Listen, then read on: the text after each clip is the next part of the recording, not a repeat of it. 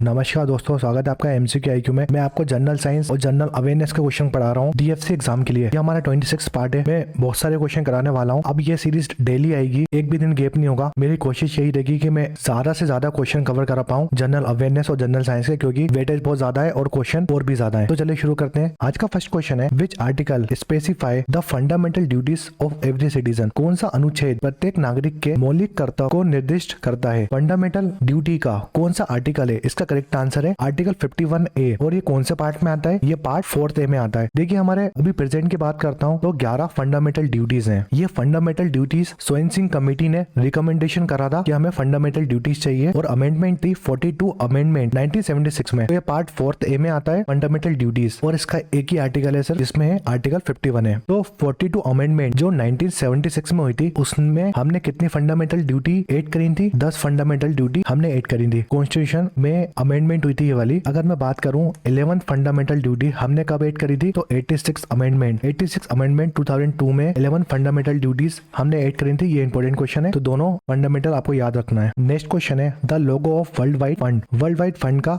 लोगो क्या है? तो वर्ल्ड वाइड फंड का लोगो है रेड पांडा। ठीक है, ये बहुत इंपॉर्टेंट ऑर्गेनाइजेशन है। रेड पांडा इसका लोगो है। ये 29 अप्रैल 1961 में बना था वर्ल्ड वाइड फंड, जिसका हेडक्वार्टर स्विट्जरलैंड में है। ठीक है, याद रखो स्विट्जरलैंड में इसका हेडक्वार्टर है। नेक्स्ट क्वेश्चन है, where is the forest research institute of India located. भारतीय वन अनुसंधान संस्थान कहाँ स्थित है? तो जो फॉरेस्ट रिसर्च इंस्टीट्यूट है, ये बहुत इंपॉर्टेंट ऑर्गेनाइजेशन है और इंस्टीट्यूट है इंडिया का, और ये देहरादून है उत्तराखंड में। जो हमारा FRI है, फॉरेस्ट रिसर्च इंस्टीट्यूट, ये बना कब? 906 में बना था, 1906 में बना था। बहुत पुराना इंस्टीट्यूट है इंडिया का। नेक्स्ट क्वेश्चन है, who presides over the joint sitting of the house of people. Lok Sabha की संयुक्त बैठक की अध्यक्षता कौन करता है? आपको पता है लोकसभा में जॉइंट सिटिंग होती है, तो जॉइंट सिटिंग के प्रेसिडेंट कौन होते हैं? तो जो लोकसभा के स्पीकर होते हैं ना, वो चेयरमैन और प्रेसिडेंट होते हैं जॉइंट सिटिंग के। मगर जॉइंट सिटिंग बुलाता कौन है? जॉइंट सिटिंग बुलाता है प्रेसिडेंट, मगर जो चेयरमैन होते हैं वो लोकसभा के स्पीकर होते हैं। अभी लोकसभा के स्पीकर कौन है? हमारी ये 17वीं लोकसभा चल रही है, जिसके स्पीकर है ओम बिरला। याद रखो, ओम बिरला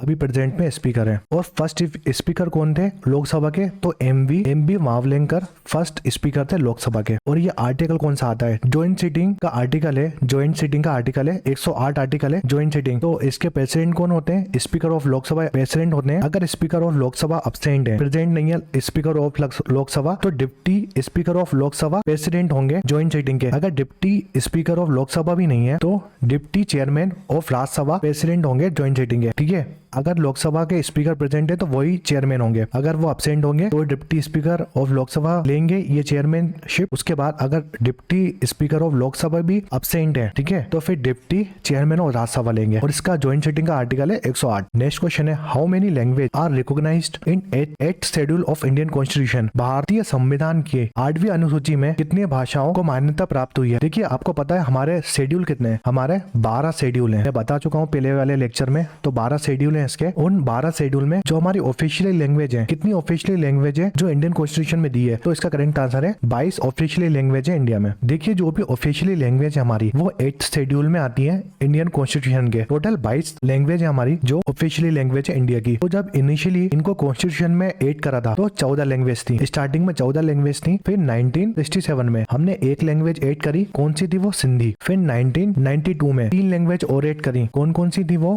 कोंकणी, मणिपुरी और नेपाली। ये बहुत क्वेश्चन आता है। 1992 में ये 3 लैंग्वेज ऐड करी थी। और 2004 में हमने 4 लैंग्वेज ऐड करी, जिसको हम बोलते हैं BDMS जो कोर्स होता है ना, उससे याद रख सकते हैं। डेंटिस्ट का कोर्स होता है BDMS। तो आप ये 4 लैंग्वेज याद रखो, क्योंकि बहुत आता है। 2004 में 4 लैंग्वेज ऐड करी थी। तो बोडो, D से डोगरी, M से मैथिली और S से संथाली लैंग्वेज ऐड करी थी 2004 में। तो 14 लैंग्वेज पहले थी, उसके बाद 8 लैंग्वेज ऐड करी हमने। तो कितनी हो गई? 22 लैंग्वेज। इंपॉर्टेंट क्वेश्चन है, याद रखो। देखो, 1967 में हमने एक लैंग्वेज ऐड करी थी, सिंधी लैंग्वेज। उसके लिए अमेंडमेंट कौन सी हुई थी? उसके लिए 21st अमेंडमेंट हुई थी 1967 में। फिर 1992 में हमने 3 लैंग्वेज ऐड करी, तो उसके लिए कौन सी अमेंडमेंट हुई थी? 71st amendment 1992। कोंकणी, मणिपुर और नेपाली 3 लैंग्वेज ऐड करी थी 8th शेड्यूल में, जिसकी अमेंडमेंट थी 71st अमेंडमेंट। फिर लास्ट 2004 में हमने 4 लैंग्वेज ऐड करी, तो वो अमेंडमेंट थी 92nd अमेंडमेंट 2003 एक। ठीक है, जिसमें बोडो, डोगरी, मैथिली और संथाली लैंग्वेज हमने ऐड करी थी कॉन्स्टिट्यूशन में। तो ये अमेंडमेंट यूनिट भी याद रखो और ये लैंग्वेज भी याद रखो। नेक्स्ट क्वेश्चन है vegetable are cooked in less time by adding pinch of salt while cooking because चुटकी भर नमक डालने से सब्जियां कम समय में पक जाती हैं खाना बनाते समय, क्योंकि जो बॉइलिंग पॉइंट होता है ना वाटर का इंक्रीज हो जाता है जब आप सॉल्ट डालते हो वेजिटेबल में। बॉइलिंग पॉइंट ऑफ वाटर की बात करते हो 100 डिग्री सेल्सियस होता है। 100 डिग्री सेल्सियस में वाटर बॉइल होने लगता है। नेक्स्ट क्वेश्चन है hydraulic breaks in automobiles work on. Automobile में हाइड्रोलिक ब्रेक पर काम होता है, तो जब भी हाइड्रोलिक ब्रेक आएगा ना हमेशा याद रखना पास्कल लॉ आएगा। बहुत इंपॉर्टेंट क्वेश्चन है और एग्जाम में भी बहुत आता है। नेक्स्ट क्वेश्चन है the nuclear reaction that takes place in nuclear reactor is. परमाणु रिएक्टर में होने वाली परमाणु प्रतिक्रिया देश है। जो न्यूक्लियर रिएक्टर में न्यूक्लियर रिएक्शन होती है ना